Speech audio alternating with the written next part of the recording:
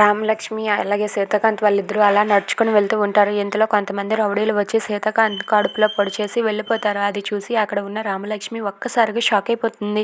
ఇక సీతాకాంత్ అయితే తన కడుపులో నుండి రక్తం రావడంతో తనైతే ఒక్కసారిగా అది చూసి కింద పడిపోతాడు. ఇక అక్కడ ఉన్న రౌడీలు అయితే కొంతమంది వ్యక్తులు కొట్టడానికి పరిగెట్టుకుంటూ వెళ్తారు. ఇక రామలక్ష్మి అయితే అయ్యో సీతా సార్ అంటూ పరిగెత్తుకుంటూ సీతా సార్ దగ్గరకు వచ్చి సీతా సార్ని లేపుతూ ఉంటుంది. ఇక సీతాకాంత్ అయితే అయ్యో మీరు ఎందుకండి ఇంత శ్రమ పడుతున్నారు మైథిలి గారు, నన్ను క్షమించండి.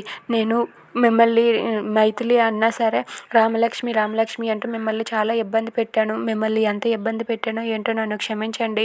నేను నా రామలక్ష్మిని చూడకుండానే వెళ్ళిపోతున్నానని చెప్పి అంటూ ఉంటాడు. అది వినగానే అక్కడ ఉన్న రామలక్ష్మి అయితే లేదు సీత సార్, నేనే రామలక్ష్మిని అని చెప్పి అంటుంది. మీరు నన్ను బ్రతికించడం కోసం అలా చెప్తున్నారు కదా అని చెప్పి సీతాకాంత్ అంటాడు. లేదు, ప్రమాణపూర్వకంగా చెప్తున్నాను, నేనే మీ రామలక్ష్మిని అని చెప్పి అక్కడ ఉన్న రామలక్ష్మి అంటుంది. అది వినగానే సీతాకాంత్ అయితే ఒక్కసారిగా షాక్ అయిపోతాడు.